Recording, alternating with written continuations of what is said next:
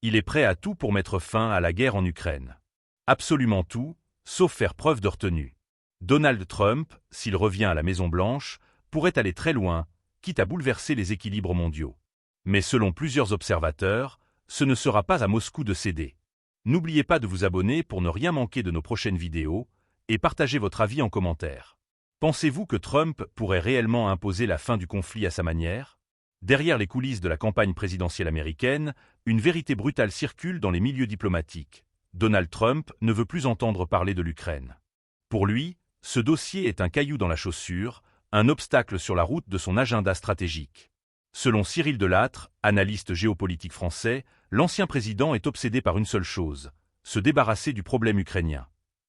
Et pour cela, il serait prêt à employer des méthodes peu conventionnelles. Les partisans de Trump le répètent, s'il était au pouvoir, cette guerre serait déjà terminée. Une promesse martelée lors de ses meetings, souvent avec des formules choc. Mais derrière l'effet d'annonce, que faut-il réellement comprendre? Pour ses soutiens, cela signifie une reprise en main musclée des alliés européens, un retrait ou une réduction significative du soutien militaire américain et une pression maximale sur Kiev pour entamer des négociations. Autrement dit, forcer la main à l'Ukraine, quitte à lui imposer des concessions douloureuses. Mais dans cette équation, un acteur reste immobile, Moscou.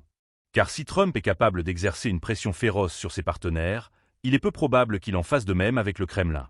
Au contraire, plusieurs déclarations passées du milliardaire laissent entendre qu'il pourrait chercher un terrain d'entente avec Vladimir Poutine, loin des lignes rouges tracées par les Européens. Ce déséquilibre dans l'approche pourrait changer profondément la donne géopolitique. Le risque?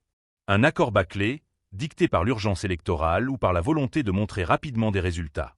Un scénario dans lequel l'Ukraine serait priée d'accepter une paix à ses dépens, sous peine de se voir couper l'aide occidentale. Une dynamique qui inquiète de plus en plus les capitales européennes, déjà fragilisées par l'usure du conflit et les divergences internes.